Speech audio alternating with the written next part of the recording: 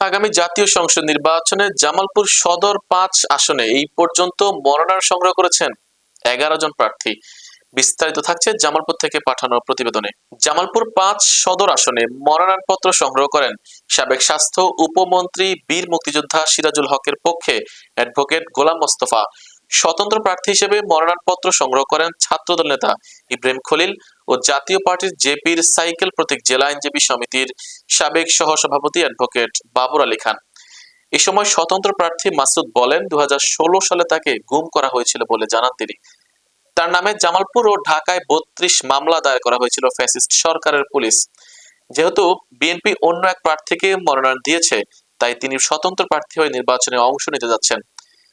জাতীয় পার্টির প্রার্থী অ্যাডভোকেট বাবর আলী খান বলেন, নির্বাচিত হলে জামালপুর সদর ৫ আসনটিকে চাঁদাবাজ, সন্ত্রাস ও দুর্নীতিমুক্ত করার অঙ্গীকার সহ শতভাগ বিজয়ের নিশ্চয়তা দেন। নির্বাচন অফিস সূত্রে জানা গেছে, এই পর্যন্ত জামালপুর সদর ৫ আসনে এই নিয়ে মোট ১১ জন প্রার্থী মনোনয়নপত্র সংগ্রহ করেছেন। দল থেকে নমিনেশন পাইনি, আমি স্বতন্ত্র এই যে জামালপুরের কাজ করার জন্য স্বতন্ত্র নির্বাচন করতে যাচ্ছি। বিগত সরকার আমলে ৪ বছর জেল কেটেছি, ১৬ মাস গুম ছিলাম, গুম নির্যাতনের শিকার হয়েছি, বিভিন্ন উত্থান পতন গেছে। আমার নামে ৩২টা রাজনৈতিক মামলা আছে।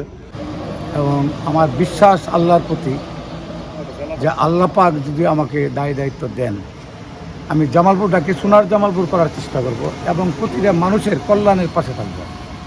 জামালপুর সদর ৫ আসনের থেকে জনাব সিরাজুল হক, সাবেক উপমন্ত্রী, সাবেক সংসদ সদস্য, তার পক্ষে নমিনেশন পেপার ক্রয় করলাম এবং উনি একজন বিএনপিরও প্রার্থী। এখন বিএনপির ধানের শীষে যে ক্যান্ডিডেট সর্বশেষভাবে মনোনয়ন পাবেন তাদের পক্ষে আমরা আছি, আমরা থাকব।